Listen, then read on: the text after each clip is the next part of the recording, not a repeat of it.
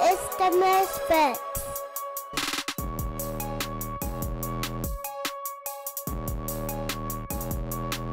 Hi, my name is Allan. My full name is Allan Varghese. I'm originally from India, specifically the South Indian state called Kerala, which is down the tip. So I grew up as a Christian in a Christian home. My parents are pastors, so they moved from Kerala to Tamil Nadu, which is further south. So I've always known them as missionaries and pastors. So I grew up in church pretty much my entire life. I grew up as like any pastor's kid, go through all the challenges and all the requirements or all the things that we consider as normal, as if like attending 5 times a church, setting up church, doing everything in church. And that was my life. So we eventually moved from Tamil Nadu back to Kerala. And then from there, I moved to Bangalore, that's where I did my studies. So I did my bachelor's in economics, political and sociology, got hooked into sociological thinking and social work. I wanted to do more practice, so I did my master's in social work in Bangalore, specializing in psychiatric and medical social work. That's when so the entire college life, I was a Christian. I called myself as a Christian. I was part of church and everything, but never really questioned or doubted or thought differently. But until finished my social work, I was like, what do I do after this? And that's when the faith component came back to my picture, because when I decided to go back to Kerala, I'm like, I will be seen under the shadow of my parents and their pastors, and I'm becoming an adult. I have to really think about this faith. And I had also gone through a series of like sort of faith crisis questions, in the sense of like, it's not necessarily Christianity is true or not. It's more on the line of like, I was really disappointed about church and expectations.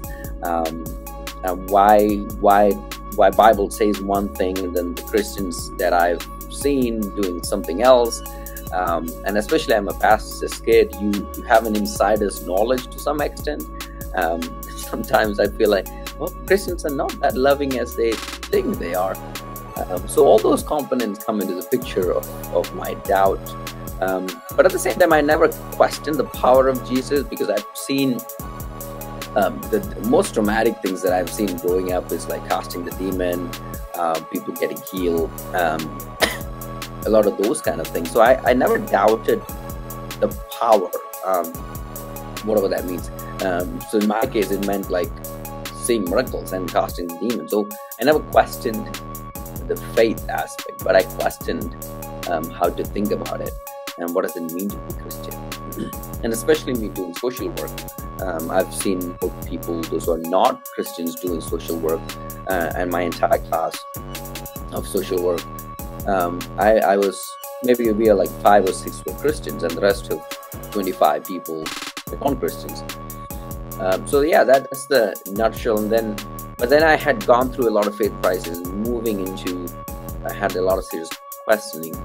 And I got into a job, got into another program in London School of Theology, doing a master's in psychotherapy, where I wanted to integrate Christian theology with secular counseling models. And that, I would say, more than that degree, more than giving me a tool to think social action and psychotherapy, I went through more of like a healing process for myself. And I would say that's where I reinvented my faith. God called me to like ministry per se, but I did not go into full-time ministry or anything ministerial in that sense. But I got a job in a secular institution in India, in England, in London. So I worked there, working with vulnerable kids in London for a couple of years. And then after that, my visa expired, which led me to again think more into working with churches and theological learning, and that which led me further into doing a program at Oxford University. So I did a certificate in theological studies. And then after that, my wife, I met my wife in India. She's American. So because she's American, obviously, I decided to move to America. and then I continued my studies in theological studies at Duke University, which kind of exemplified more of my faith, or I would say strengthened my faith in how to think about theology and mission and social action. It was at Duke, actually, I specialized more in world Christianity and mission studies. That kind of navigated where I wanted to go further in my PhD studies, which led me to Asbury Theological Seminary to do my PhD in world Christianity. I came in to do a PhD dissertation to do interreligious conversations and mission, but then it switched to Pentecostalism. So it's sort of like God put me back into where I come from, because that's where I come from, back in India, and God led me to write and research more on Indian Pentecostalism and social engagement. So that's where I am at so far in my journey. And I would say faith, my personal faith in what I do is kind of very meshed together. And I feel like God has taken me on a journey for the last, let's say 20 years to accept myself and don't disown my story, but accept my story as in like my ethnic story, my faith crises growing up in churches, and at the same time I'm professionally doing social action and social work. And God put me on a journey to make me think how all these go together.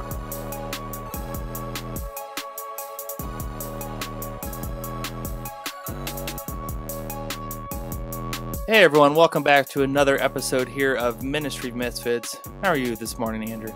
I'm alright. Doing good? Yeah, we actually have air conditioning up here now. Yeah, it's a lot cooler. We've had a couple weeks of some extreme, I shouldn't say extreme triple heat. digit temperatures. Yeah, yes. at least in the real feel.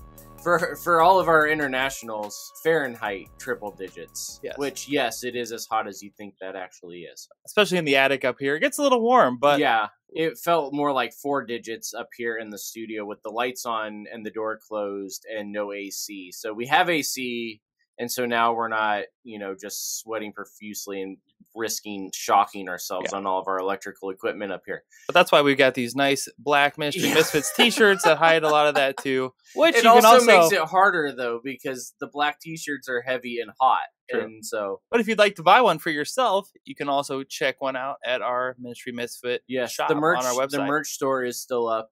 The Tikva tees are also still there. Go buy the Tikva tees. But that's not what we're talking about today. No. We are going to talk Tikva in a couple of weeks, hopefully. We've got a couple of options that are on the table and schedules working out and things like that. But today, I am super excited about this one, because this one I get to just sit here and kind of nerd out for a little bit.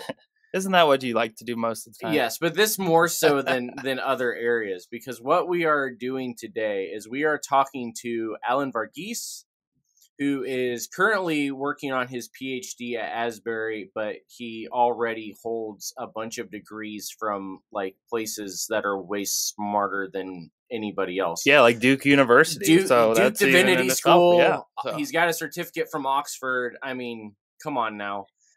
Very close to Malone. Right. Yeah, that's it. Yeah, that's it. Yeah. Okay. So we are with Allan today, though. And actually, this is the first time I think that we have a guest that was referred to us from another guest. Because we found Allan through good friend Joash Thomas. After Joash was talking on Twitter about his family's faith story and how far back he can actually trace his spiritual lineage. And so I asked Joash, hey, you want to come on and talk about this? And he said, I'd love to, but I've got a guy that's way smarter than me that can talk about it in way better detail and provide way better information on all of this. And then Allan popped into the chat, and now we're here. So, welcome to Ministry Misfits, Allan. Hey, thank you so much. Thank you so much. Hey, shout out to Joash, though. Yes, shout out to Joash. He was actually hoping to be able to join us, but, he's busy doing important stuff and traveling, so... Saving the world.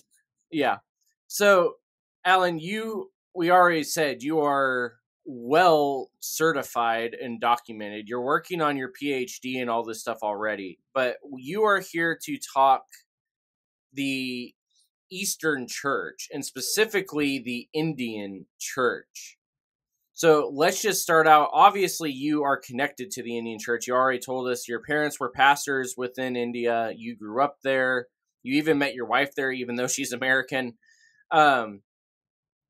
What is it about the Indian Church that is, different than the rest of the world as far as church that would make you, beyond just your ethnicity, want to dive into it so much? Yeah, I mean, thank you so much for the question, though. It's a very long question. People write books on this, and dictionaries and volumes of history. But I think when people talk about Christianity, people quickly go on Western Christianity, and I think which is fine. But when you talk about the global Christianity, the Christianity we talk about like as a movement, India has a very strong case to make from very early on. I'm talking about Jesus' time, like after Jesus' time, Thomas. So historically, we don't have much data to verify it, but Indian church, Indian Christianity traces a tradition that comes from Thomas, the Jesus disciple Thomas. So we are tracking back way into like 5280 or 6280 that time. So and historically verifiable facts we can start to see from 380. So even that, it's very early compared to Western Christianity. So, and the story goes that Thomas came, and there's a lot of narratives about it, but I'm not going to go into it. But in about 300, I want to say 323, one ship containing a bishop called Thomas Cana. Well, he was a merchant, and he came with a couple of bishops and few Christians from Syria, moved in there, and they met the existing Christians. So again, at the time, people traveled a lot. I mean, that was part of the apparently trade route from Syria to down south. So people used to travel. So they didn't find anything like that we normally find, like an invasion or like a threat to cultural identity or none of that. The story goes that they embraced the visitors. One crucial thing is that they integrated along with more of a within the existing caste system. So they did not really challenge the caste system or classes. They just kind of integrated within that fold. That had consequences later on, because in some aspect, in some place in South India, that meant Christianity was seen as, or Christians were seen as sort of privileged. And there is a book lately came out in 2018 by Soncha Thomas, and she called the book "Privileged Minorities," because tracing it back to this group of people. So that's one big reason to talk about that, because that's a very early historical narrative, and obviously South India is massive. So even South India is massive in the sense of diversity of it. So that history is that going back to 300 AD and tracing it up, you see a lot of different factions start happening, a lot of different movements, people spread out. Instead of more of a conversion, they were more of like integrating the faith into the existing culture. That was their main motto. So, but they did exist. So endogamy was a big thing. This is not to say people did not convert at the time. People did, but at the same time, it was not like a movement. There was no intentional church growth or anything like that. So people existed as a community. And long story, fast forward, then the Catholics arrived around in the 15th century. I'm talking about early 1500s, to the latter point of 1400s to 1500s. And when they came, it took them by surprise to see that Christians exist. So then they established seminaries. So the concept of seminary came in by the Catholics. Their intention was clear to basically reconvert these native Syrian Christians to a Latinization process. And they had a lot of issues happening. They called a synod. It's called Synod of Dimapur, where they intentionally kind of proclaimed that their allegiance to the Pope, and therefore they're going to confiscate all these Syrian data and documents and everything, and then they burned it. So one of the reasons why we are lacking in history of these old churches also because of this burning. But then obviously with all narratives and everything, still stories goes back, we can trace it back, but a chunk of things got burned. But then it did not die there, because there's a faction of Syrian Christians from there started to revolt. So the story goes, well, even before that, I mean, even after, there was an incident where, so up until that point, from early first or second century, till that point, South Indian Christians had a connection with the Syrian Christians in Syria. So by that time, Syrian Christianity has gone through multiple factions. There's Jacobites, there's Nestorians, there are Syrian Christians. So they themselves were going on changes. And also remind you, at that time, Byzantine Empire was withdrawn from the Syrian Christianity. And the Syrian Christianity is going through a lot of changes with the Arab invasion, and that is happening. And when I did some work on Theodore Abukura, he's one of the earliest Arab-speaking bishops. He did narrate about South Indian Christianity. So people in Syria was well aware of the Christianity that was in South India. So all that to say that they had the strong contact. Also, that also means they did send bishops from Syria to South India. So even though the local churches and the local bishopry was led by local leaders, the main bishop still came from Syria. And that was fine, totally fine with it. There was nothing revolt about it. There's nothing bad about it. People sustained that part of the heritage.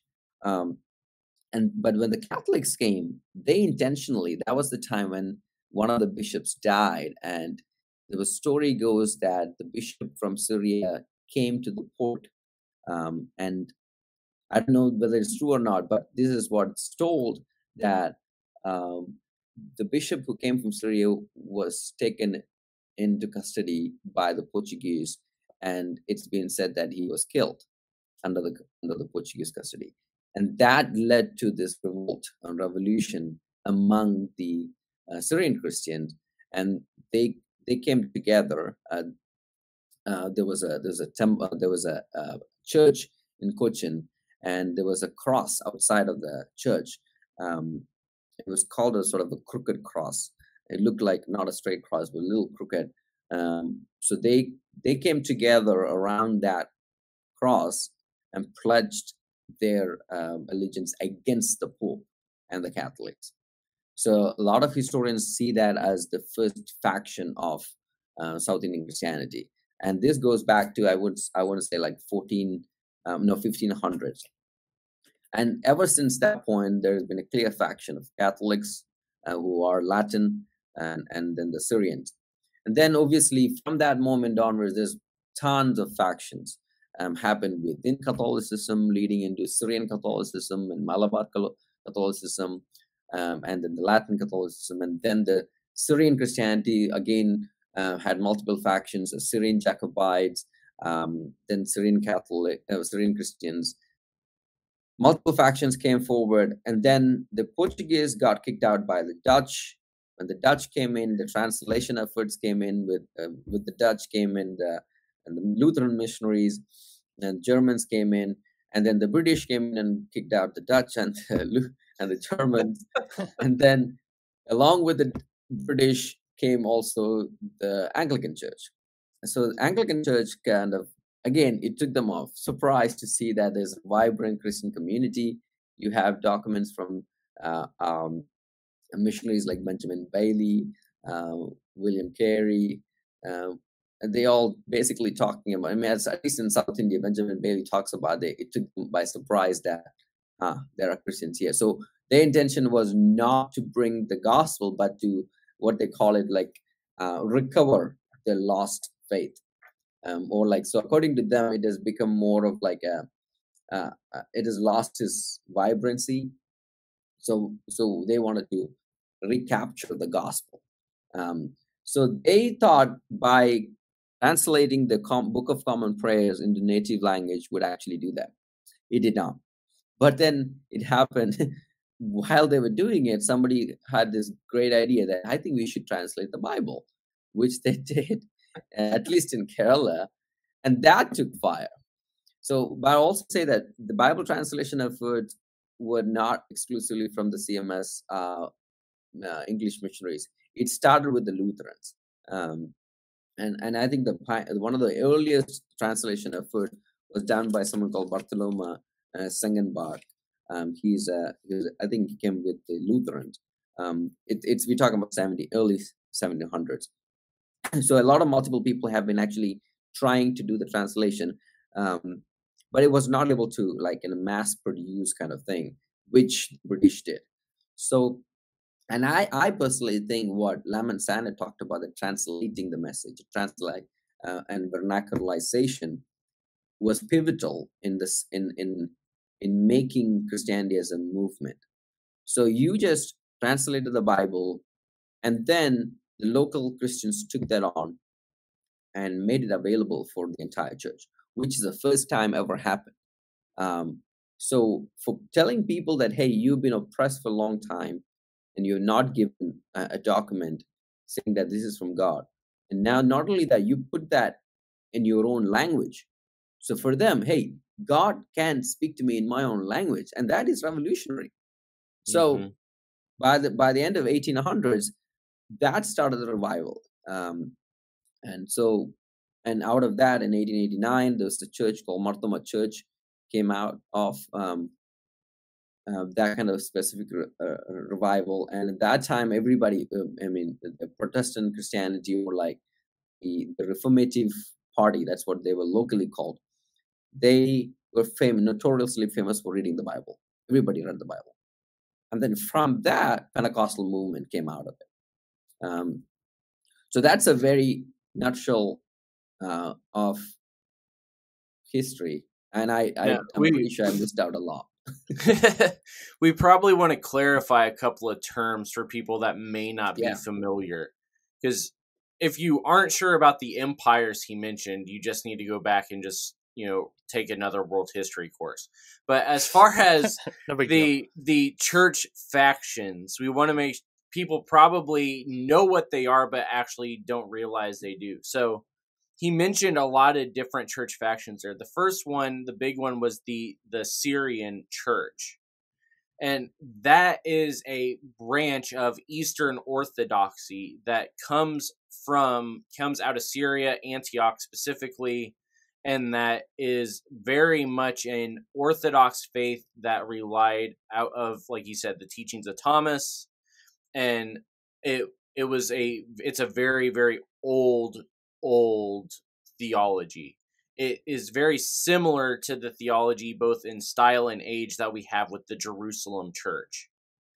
He also then talked, Catholicism we know, but specifically, I believe you were talking, it was Roman Catholicism that entered, correct? Not Byzantine.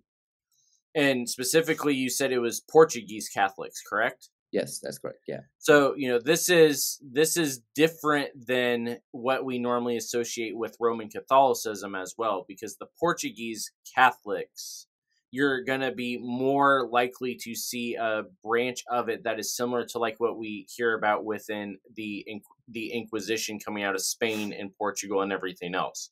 It was a different style than the Jesuit Catholicism that we normally associate here in the U.S. And then he starts talking Protestantism.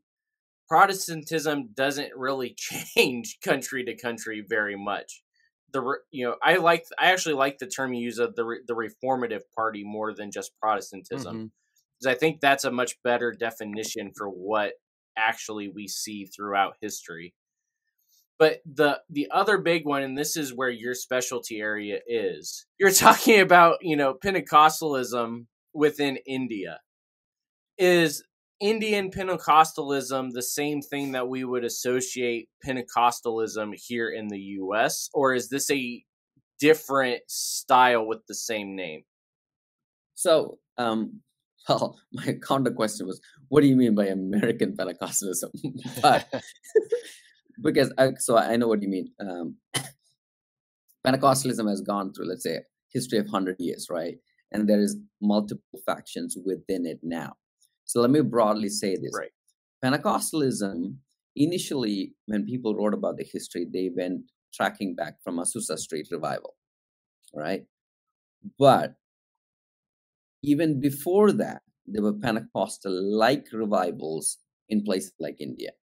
So historically, people have traced down 1880s, that period.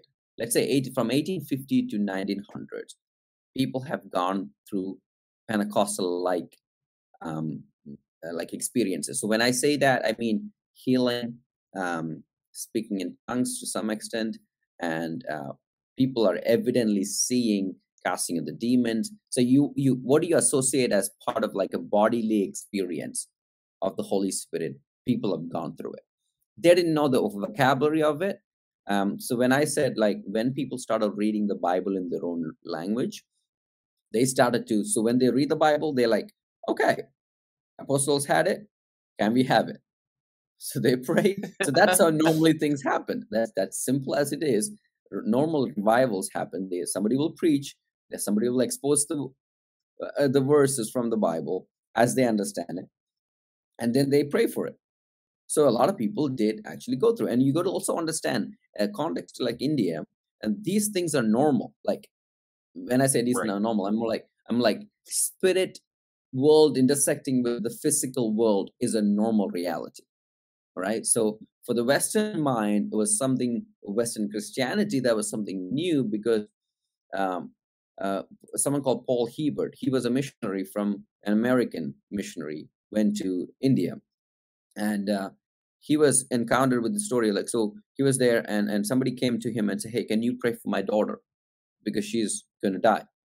And apparently he was confused about what to do, because he was not taught how to pray for a sick child.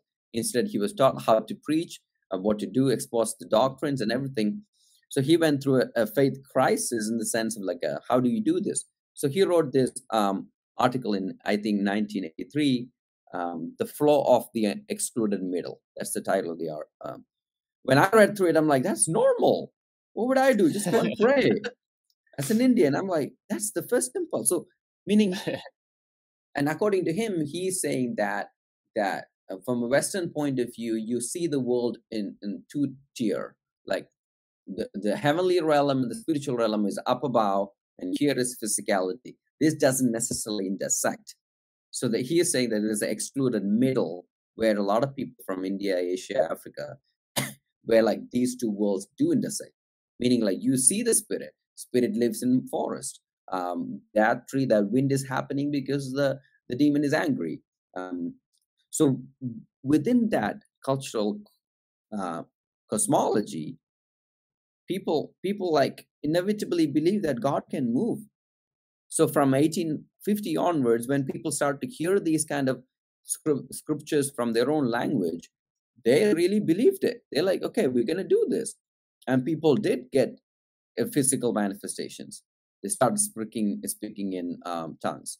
So, but they did not have the vocabulary to do it. So they would say, okay, this is part of the Reform Party. So they're still saying that it is within the branch of Christianity, but we are reforming or reviving. So, and then obviously from 1889, when the Marthoma Church came, they were not really great fans of speaking in tongues or anything. They're like, let's keep it scriptural. So they kind of like, okay, we don't want to go that far. So that's when the Marthoma Church, the revival happened, and few people came out of the Marthoma Church, and the Brethren Church, just to let you know, Keswick movement influenced people were there. In 1905, I would say in South India, they started to gather together. So all these things happened before Azusa Street. And then when you move up to North India, Pandita Ramabai, her name is prominent because she's a Hindu woman, widow, up there in North India. She was running a school for girls, and they encountered, in her address to Keswick Conference, she mentions that they did encounter people speaking in tongues, healing in 1905. So that is kind of like coincidental with Azusa Street without the influence of Azusa Street revivals. Now, but then after that, from 1910 onwards, we did get American missionaries from Azusa Street, influencers from missionaries who were influenced by the Azusa Street and the subsequent American Pentecostal theology coming to India. But that brand of American Christianity, even today, would call this classic Pentecostals.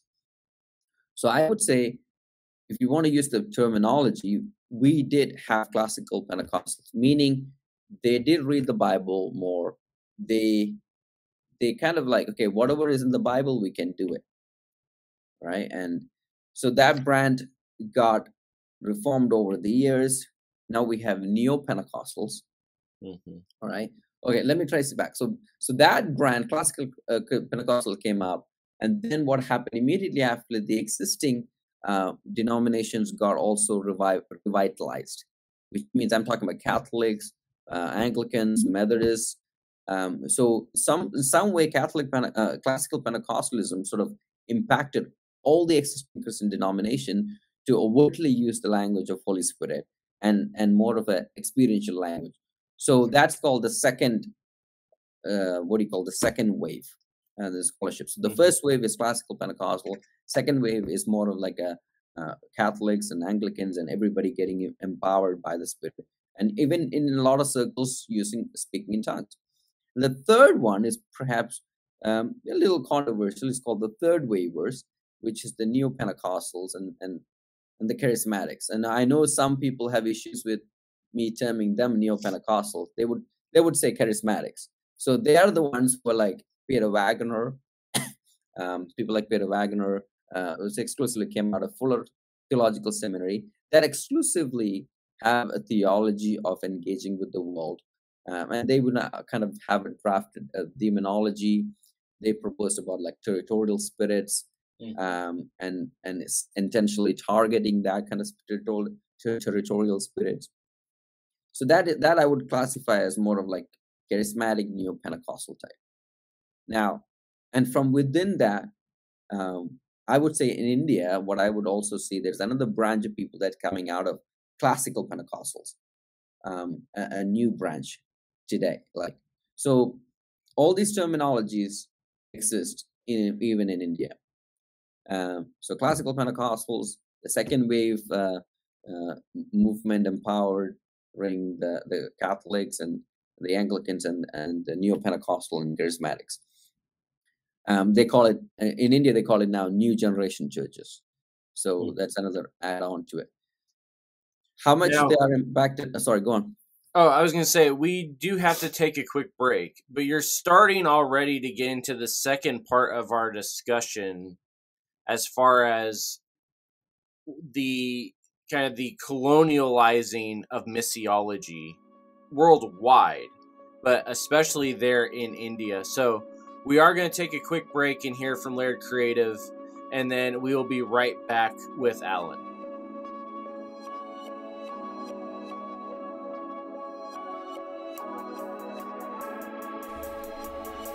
We'll be right back. Season 2 of the Ministry Misfits podcast and our awesome theme song are brought to you by Laird Creative Agency. In our social media world, the next connection is always one click or scroll away, and your business has to be ready when they find you. That's why Laird Creative is always looking for ways to step your brand up. Whether you're looking to overhaul your brand one time with a new website or want to save money by outsourcing your graphic and media content, Laird Creative Agency is here to help. Laird Creative's mission is to take the difficulty out of the creative process. With Laird Creative, you'll find a dedicated team of artists ready to tackle any creative need that your business has, big or small.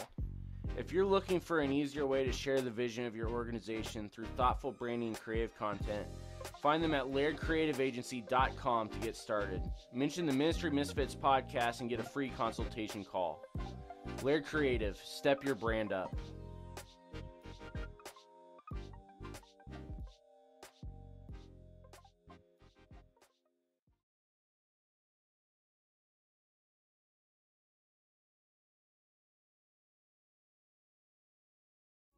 All right, everybody, welcome back.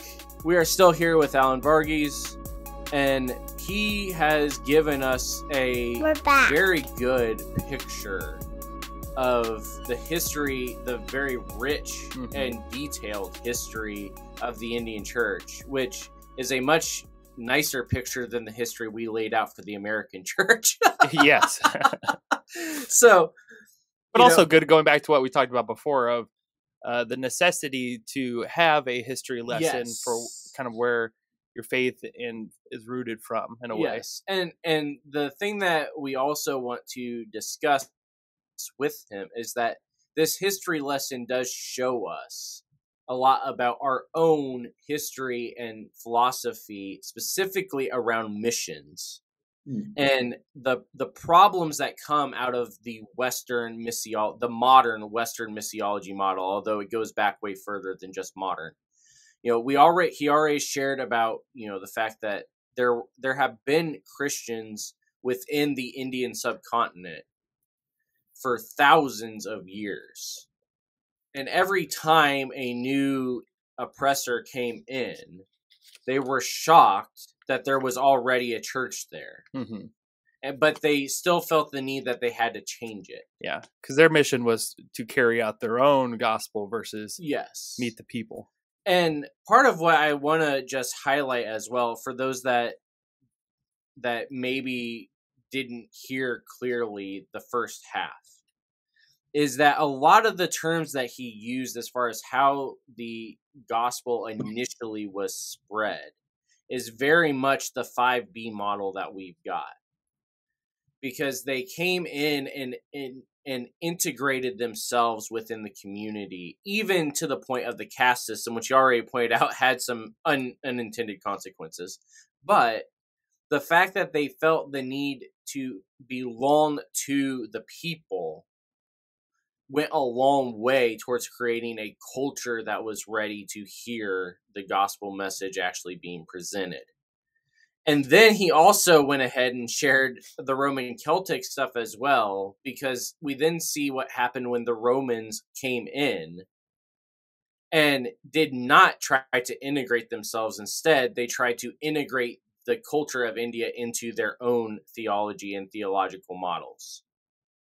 But the term that I love that you used, and this is where I really want us to kind of start talking through missiology, is you talked about the cultural cosmology and the fact that classical Pentecostalism really has a better origin story there within India and within Africa and the other Eastern churches because of the culture that was already explaining things from a spiritual standpoint.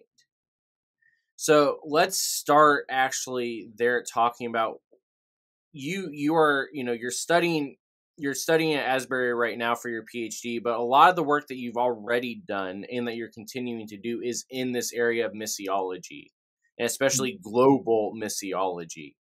So those that don't remember missiology is, Brandon? I don't have it either. Boo. It is the theology of mission. Okay. So this is the theology behind why we go out and do what we do. Specifically, we're talking evangelistic missions normally. We prefer the term evangelistic disciple making because of the fact that we want to see not just evangelism, we want to see discipleship. That's how we build churches. So globally, missiology, what we in America associate with missiology is this idea of we go over for short-term or long-term missions and we build them a well, or we do something and we share the gospel with people that have never heard it before. Mm-hmm. Historically, though, that is not actually the case, because like Alan already pointed out, the churches have been there in India and within all of these African tribes and within the Middle East and within even going into Asia for a long time. So, Alan, the question for you then is, what should a correct missiology actually look like in a global setting? Yeah, I mean, let me again try to approach it from a historical theological lens. I mentioned that when Christianity came to India, Christians integrated themselves, Syrian Christians integrated themselves within the existing social system, right? Now, okay, that is true, but I feel like historically Christianity had the reach to the marginalized, and that inevitably also act as a critique to the status quo Christianity. So the reason I say that is because now when the Catholics came, when Robert de Nobili came, he's a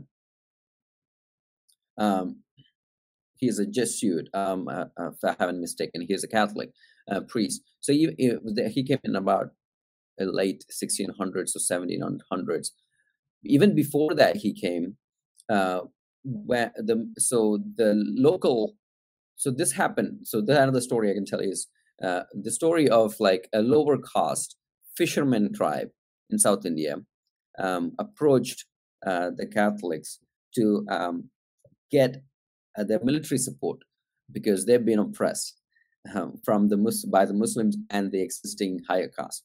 So obviously the Portuguese said, "Of course, I will help you." They saw a lot of monetary benefits in it, so they helped. But they also made it clear, like, but you all have to accept Catholicism. They're like, all right, whatever, it's fine. According to them, it doesn't change much. But all right, it's just what to do. So Francis Xavier, who was actually ended up in Asia, he spent a year in India.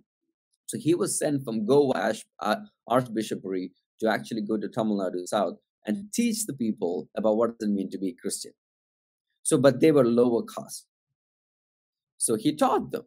So then the next 100 years, somehow this low caste Christian community, South India, just existed as Christian. Right. So the popularity in South Indian and that part of the world, this is not in Kerala necessarily, in Tamil Nadu, it became Christianity got associated with the lower caste.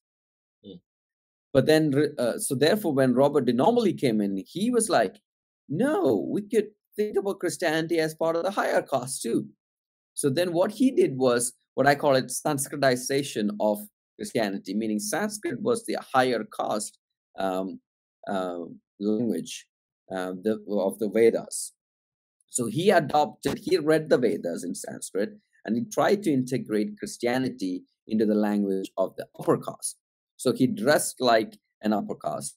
And so what he did was sort of like, because Christianity was associated with the lower caste, I'm going to pitch it to the upper caste. So the reason I say that is because consequently, when you see Indian history of Christianity, there's always this lower caste critiquing the upper caste, and then it goes vice versa. And I think there is a track historically, at least from the 1400s, since the time when the Catholics arrived, you see this push and pull between caste controversy. So even in Kerala, then the Syrian Christianity was like they're embodying their own privileged minority status. They always had an underlying Dalit Christianity coming through too. They were calling out these upper caste Christians and saying, "Hey, you are not supposed to be like that." So therefore, even today, in every denomination, there is a small faction of Dalit Christianity, I would say, holding the upper caste people accountable to treat each other equal. Now, so that I just say that just to say the existing like non-Western narrative of how Christianity works in that part of the world. Now, directly targeting your question about missiology and the Western society. I think West obviously, when all of us go into anywhere in the world, we have a certain view of things, and we think that is correct, right? And we truly believe that to some extent what we believe is true, and that's what we want to tell other people about it. So in Christianity, that also adds with the idea that this is the right gospel and this is the way to say it. So a lot of people say William Carey as the father of modern missions. Mm-hmm. The reason why he's called the father of modern mission is because he is the one who actually, from his tract, this is a long title of the tract. The tract is an inquiry into the obligation of Christians to use means for the conversion of the heathens. So that is a long title for 85-page long tract. But that caught fire in England. So the specific word, obligation of Christians to use means for the conversion. The word means. Up until that point, volunteerism was not in the picture. And up until that point, mission societies were not in the picture. Since Carey, we see the Baptist Mission, we see all these different groups starting up in the 1800s, doing mission, wanting to do mission. So basically, they are saying that we are Christians, we are Baptist Christians, we are this Christians, that Christians, we have the means actually convert. And that's why Carey is known as the father of modern mission, because he is the one who actually set out that trajectory. And what ended up happening is then you move in. So if the Baptists go in, they have their theology to go in with. If you're Presbyterian, you have their theology to go in with. But then all of this received a challenge from the culture, existing culture. Everybody think it's a one-way process. We're going to come in and we're going to do this. But that to some extent they did. And that's why, and people, it was not like just, even under colonialism, it was not like, oh, we're just going to come in and we're going to establish whatever we want to do, and that's the end of it. They did receive pushback. And to what extent they took it in a right sense or not bad sense, it is a thing. I mean, it's a different thing. But a lot of people, yes, colonialism was used as a vehicle to spread their particular theology. So a lot of people cannot revolt it because power still existed in the Western way of doing things. So, and then they had education along with it. So one of the things that the missionaries did, a lot of people, was they go in, they understand the culture, they learn the language, and then they set up this missionary compound. This whole mission compound concept came in. And within the compound, they have their own people living, and then they establish education. So they educate the languages, schools. So schools were a big asset for this. And that's when Christianization and civilization went hand in hand in that respect. Well, and that's still, I mean, that still is a major piece of most American mission models that are long term. Yeah. Is the establishing of schools to teach them English, to teach them the Bible. And in a lot of ways, we're going to assimilate them into what a normal lifestyle would be over here. Yeah. Which the education piece, well, I mean, I guess that's debatable too, as far as whether it's good or bad. You know, the heart of the matter probably is a good one, as far as we want these people to be able to read. I mean, you already talked about the influence that once the Bible was translated, what that had. Yeah. But would you agree it probably is a better use of resources and time to translate the Bible into the native language than teach somebody to read English just so they could read the Bible in English? Yeah, I mean, this is the thing. So, well, it could go. So Lam San is a historian. He passed away. He was a historian at Yale University.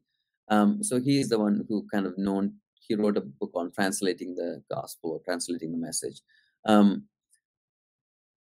But what ended up happening, this is what happened. So I think according to his theory, which I agree, when they translated the Bible into the native language, you inadvertently gave the power to the people. Yes.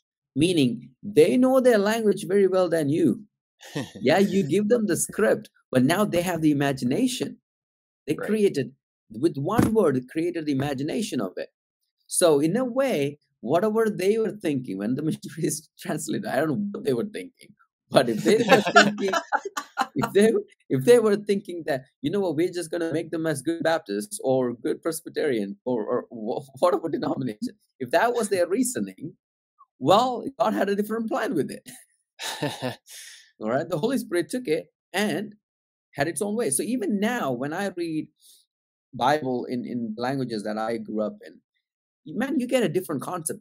There's a depth to it which English cannot capture, and that means if somebody is reading it in Swahili or Malayalam or Tamil, they took it and they run with it, and the imagination is different. And so what? Well, let me say this. So to what extent they recognize that power came a little later, which involved independence movement and everything. Right. Right. But by that translation, they did get the medium to access their own existing power. And I'll clarify before we get angry letters. When you say imagination, you're not talking eisegesis. You're talking about the fact that, because I mean, you already said it, and this again is part of a classical Pentecostalism as opposed to the neo-Pentecostalism of this, them being able to read it in their own language allowed for them to experience the spirits moving in a much stronger way than you can trying to read it in a language that is not your own.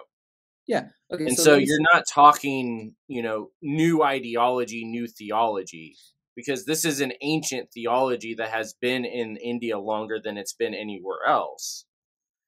It's that they were able to actually have an emotional, spiritual connection to it in a way that could not happen in a foreign tongue. Yeah. So this is the thing. So let's say New Begin. He's a missionary who went to India. He's a British missionary, and then he came back and used a lot of principle he understood. Came back to the West, and he wrote the famous book "Gospel in a Pluralist Society." And he also had this title, "Can the West Be Saved?" Because he saw a lot of this. But one of the things he said in one of these chapters, he said, "We got to understand when you go and say a word, you look for a word in their language is equivalent to God. The language I come from, you can easily say at least 2 or 3 words that could easily mean God. But it has a different weight to it. It's not different meaning, it's a different weight to it. Yes. Now, and also let me tell you this, and all these 3 words have a pre-Christian existence. When I say that, we use words that are not exclusively Christian. Like God is not an exclusively Christian thing. Like the word God, right? We may have to do some history on how we got the word God, but I'm just saying the reason I'm saying is like God. Everybody can use the word God. It's an English term. Let's say briefly say God is an English term that talks about the divine entity, right? If that is what we mean by. But when we talk more about the theology of Christian theology of God, we understand that a lot of specificity, the triuneness of God, Jesus and Holy Spirit and the Father. But the word English term God, it's just an English term. So, but then we have a loaded history in our cosmology here, right? So people associate with, maybe it's a monotheistic God and da da da da. But when you use the word God in the local language in India, they already had a God that they thought they were worshiping, and with the same word. And that is the imagination they get. So most of the time, what ends up happening to the pastors is trying to kind of recast that imagination. Like I say, using that. This is the thing. We cannot unlearn it over time. You got to use the existing understanding of that God or whatever they thought the God is, and trying to re-understand them. Hey, say, this is what the gospel is saying. This is what the New Testament is saying. The classical Bible example for this is when Peter then talked about the unknown God, Paul. Acts in Athens, right? And Yeah, he talked about the it's same kind of Acts 17, I think. Yeah. Acts 17. Yeah.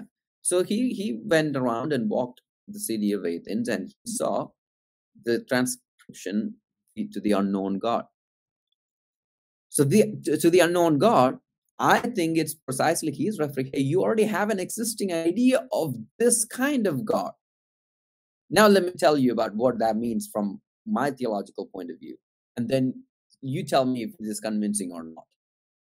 So when I say about imagination, that's what I mean by every single culture Yes. have a certain idea of the divine and certain imagination existing in their cultural parlance about God. We in English speaking about it because we only have one word, that's God. But for a lot of these other cultural, they may have multiple languages, multiple words to communicate different facets of God or different components. And so it's a matter of what you use. It's the difference between you use the word Lord and God, right? Even that small difference, right? We people, when they pray to the Lord, they pray to Master, they pray to God. This could all mean the same thing, but different weight to it. Yeah. Yes. I think that's what I was trying to communicate. And Allan, you had mentioned it briefly, but I want to ask further. What's the impact on the caste system and how that plays within Christianity? I know you said there was some accountability that it takes place, but how does Christianity kind of play its role within the caste system? So it changes because when we talk about caste, it's a macro pan-Indian concept. It's pretty big. It's a caste doesn't mean much, but from a Hindu theological point of view, the caste people talk about the four major divisions of caste system: Brahmin, Kshatriya, Shudra, Vaishya, Shudra, and then the Dalits. So it's like a 5-layer. I think that layering is a highly Hindu theological category from Vedas, which is fine. A lot of people use that. But within that stratification, also attach the occupation of people. Like if you're a Brahmin, your occupation should be the priestly. If you're Kshatriyas, you're more like a soldier. And the other two are more like the lower Kshatriyas and the Vaishyas are more like merchant class. And the Dalits are outside of it, so sort of untouchable. And also they attach purity and pollution concepts to all of this. So the Brahmins are the highly purified class, and the Dalits are the pollutant class. So that is the system that works. And every single caste, these layers in India, have multiple small subgroups and subcastes, which called jadis, Jati. So when you go to India, there are thousands of jadis. So even though across the social science world, we call the word caste as a system, like sort of a pan-Indian system, in local contexts, people know these castes as based on these small jadis. And if you want to categorize these thousands of jadis into these 5 layers of caste, that's up to you to do the research, and people have done that, some of them, but it's a lot. So that's what we're talking about casteism. What are we challenging in the sense of how did Christianity challenge? As I said earlier, when Christianity entered Kerala, South India, it integrated among themselves into the caste system, and the locals considered Christianity as an intermediary caste between the upper caste and the lower caste. So they are somehow categorized as not lower, but they are somewhere up in the ladder. And that caste orientation challenged eventually when more Dalits became Christians, and it still continued to exist in multiple ways. So in Pentecostalism, even before Pentecostalism, I'm talking about 1800s, 1850s, when the missionaries came in. So what missionaries did is that we have to, for this episode, we have to give the missionaries the credit in the sense of they were able to see the injustice a little bit more in an objective manner. So I will say to give you two examples. One, the practice of widow burning. That was not just a caste issue. That was just a Indian traditional issue. They practiced the sati. That means when the husband passes away, the widow is supposed to jump into the a fire and basically cremate herself with her husband. So that practice existed. So William Carey highlighted that first. And that eventually took on a journey of along with integrating the existing Hindu reformers' ideas of reforming Hinduism. So William Carey, even though his motive was more of a Christian Imago Dei idea, his argument kind of helped push the case of abolishing sati in the British front.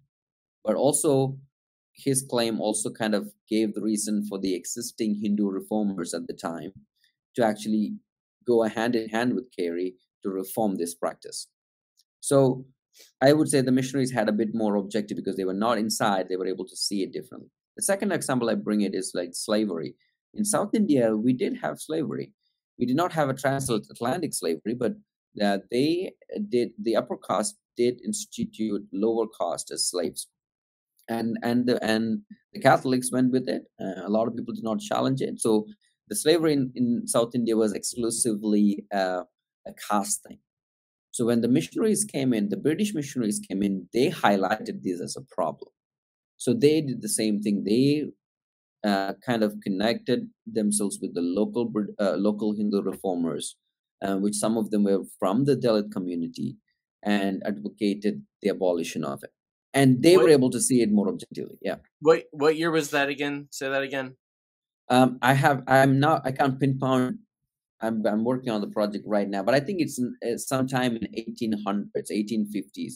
That time. Okay, because that was something that I've just found kind of interesting was the fact that you have the British coming in and British missionaries coming in and them having a problem with the slave situation over there. But for those that don't know historically, if this is the 1850s, this would have been post when Britain had already outlawed slavery within their empire.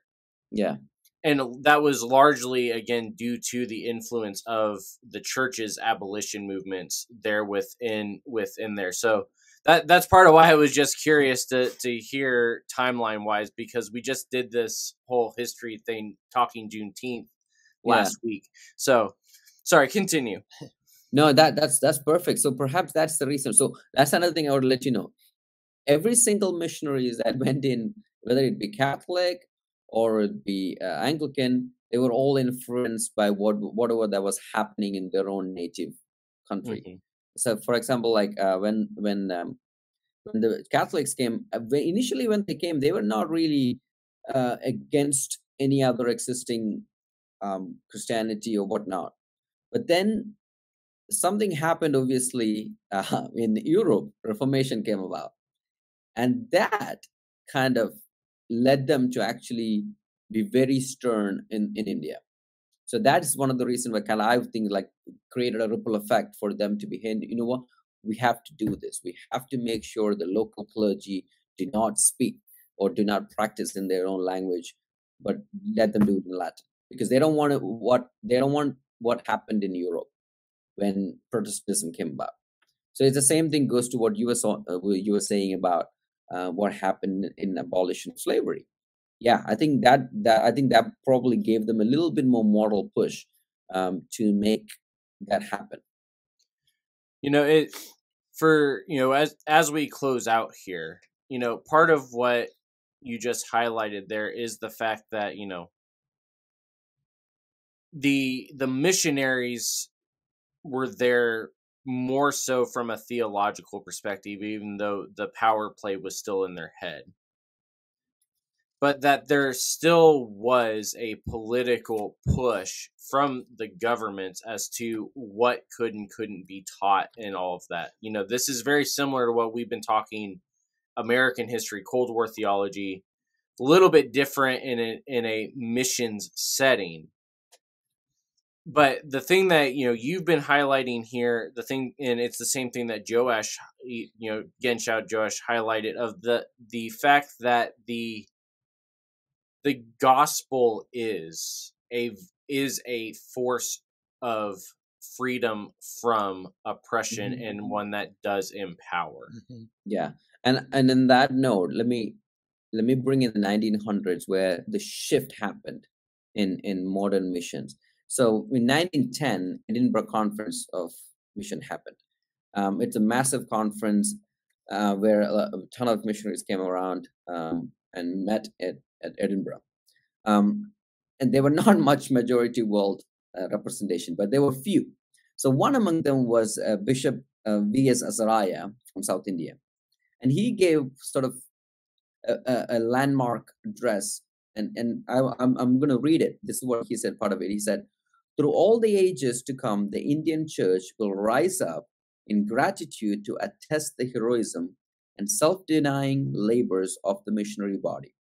You have given your goods to feed the poor. You have given your bodies to be burned. But we ask for love. Give us friends." Now, that word, "give us friends," it's exactly how a local leader would think about the missionary movement. In the sense of, like, theologically, missionaries had a point to communicate and make disciples. But how they did it, especially in the 1900s onwards, when the native leadership started to arise, when the young churches of this majority world becomes not so young, they were like, "Hey, listen, we hear all of that, but you're still bringing a little bit more Westernness into the Christianity you're propagating here. Can we be friends?" Meaning, like, not just you impacting us, can we impact you too? Now, so V.S. Azariah said that in 1910, "Give us friends," and that led to a lot of, and then majority of the world received independence from the British Empire and all the other empires from that point onwards, from 1930 to 1960s, 1970s to some extent in the African countries. So that independence, political independence movement happened. That made people really think hard enough. To think, what are the good things and what are the bad things about Western missionary movement? And also, more importantly, because we all are part of the global Christian community, how do we maintain this relationship? What should be our stance? Are they our friends?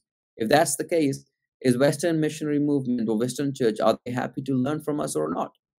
Now, a lot of extremes happened, and one of the other scholars from Africa, called John Jatu, he even called for what's called a missionary moratorium. He's basically saying that let's just cut it off. The Western missionaries, all of them, should leave, and then period. And we have to figure ourselves out, and we will do it. So, and that's where the movement of the post-colonial things happen, and we call about decolonization of Westernization. And what ended up happening now in Africa, a lot of people see Pentecostal movements as sort of not just a critique to missionary faith, but it's more like recapturing the African faith, meaning like recapturing the cosmological faith. So that's when Pentecostalism is more pivotal, in the sense of, like, Pentecostalism somehow sort of not only critiques the Protestant theological missionary ideas, but at the same time it gives a push forward to accept that, hey, your pre-colonial era is continued in Pentecostal movement. So that's when a lot of people are, even, this is not just Westerners critiquing Pentecostalism, there's a lot of Indians critiquing Indian Pentecostalism, a lot of African scholars critiquing African Pentecostal movement that have a lot of these prosperity gospel bend and abuse. A lot of things happen. But that is good. I mean, in the sense of, like, it's better for Africans to critique the African Christianity. It's better for Indians to critique the Indian Christianity. And I'm not saying that the Western church should not critique the non-Western church. They should, but they should know their limits and how they critique it. And it goes vice versa. And that's really good. That's what, this is why, shout out back to CSRM and everything. This is why when we talked international sports ministry movement, we go and we look for indigenous leaders to do this within their communities, is because they know their community. We do not. And this idea of, we need friends more than we need just theological masters is why we talk 5Bs, why we talk belonging before we even start to talk belief. Is like we talked about with the Star Wars stuff, the breaking down of barriers is the key to being able to have real relationships. And the gospel is able to break the barriers down without a international or without a foreign influence behind it. Yeah, so like you talked about last time with Jesus with the woman at the well, right. Like he didn't go straight to changing the belief. He asked her for a drink. Right. Yeah. So, Allan, where can people find you right now as you're finishing your studies? Where's the best place if people want to get in touch with you? They can do that.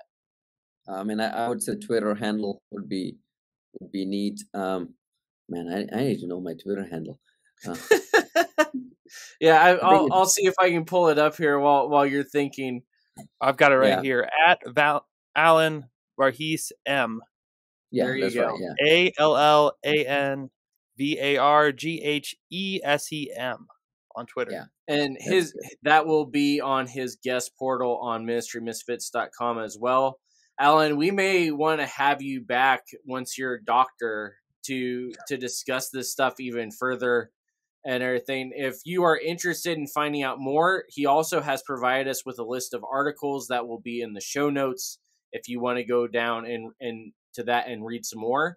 If you want to hear more about the historical side of some of the stuff he talked about, specifically with the Reformation, go check out Commuter Christian, because I just did an episode with Brother Matthew over there talking about that exact thing and the history behind that as well. What are we missing, Brandon? I know we're missing something here. I don't know. I just want to say also thank you, Allan, for coming on. Hopefully for many of the listeners, very much like myself, that this was very much a learning lesson. And so I hope a lot of our listeners got to take in a lot and just appreciate the time that you've put in to share and learn the history of the Eastern Church, but also just how the gospel moves, whether we do or not, how powerful the Holy Spirit truly is. So I just want to thank you again, Allan. The other thing to mention as well is it is still birthday month, right? Is it when we release this? It'll be. It's going to be close. We're cutting it close. So close. You could still donate to June. You can still donate to the birthday month. You can also just support the show anyway on Patreon. It's patreon.com/MinistyMisfits. You can also go to the website, MinistyMisfits.com, and click on the support tab, and you'll get all that information there as well. You also can find the blog, which we haven't mentioned it yet today because we're going to be mentioning it in more detail, hopefully next week. Roe v. Wade yesterday, as we're recording this, was overturned. There's a lot of nuance and feelings and theological perspectives that fall into that. We did put out a blog on it yesterday dealing with some of that, as well as highlighting some local ministries that we support and that we're partnered with that are doing the work already, including our good friends at Tikva. And so go buy the Tikva tees. You can support them through that as well. I believe, if our timing is right, and this is just a fun announcement and for preparation, we have gotten some feedback on last week's episode. You just wanted to use that soundboard part again. Yes, I did. Our good friends over at Systematic Geekology thought we didn't dive in deep enough to the first half of our discussion, which does play into even our discussion today. Yep. And especially now that the Obi-Wan series has come to a close, they want to discuss it further with us. So next week, we are hopefully going to be issuing a co-op episode with our good friends over at Systematic Geekology, talking through more of what we talked about last week. Yep. Specifically on the adoption portion. Specifically on the adoption Getting deeper portion. in there. So be sure to check that out. Be sure to go follow Allan on Twitter. Again, his Twitter handle will be in his guest bio. And we will talk to you all next week. The Ministry Misfits podcast is a production of Ministry Misfit Media in association with Overwhelming Victory. Dr. Greg Linville and Andrew Fouts are our executive producers, and Brandon Simmons is associate producer. The Ministry Misfits theme song is written and produced by J.D. Laird and Laird Creative Agency. If you would like to get in touch with us, you can email us at ministrymisfitmedia@gmail.com or by following @ministrymisfit on Facebook, Twitter, Instagram, and TikTok. You can also visit our website at www.ministrymisfits.com or through bio.link/ministrymisfits. If you would like to support Ministry Misfits, you can become a patron by going to patreon.com/ministrymisfits.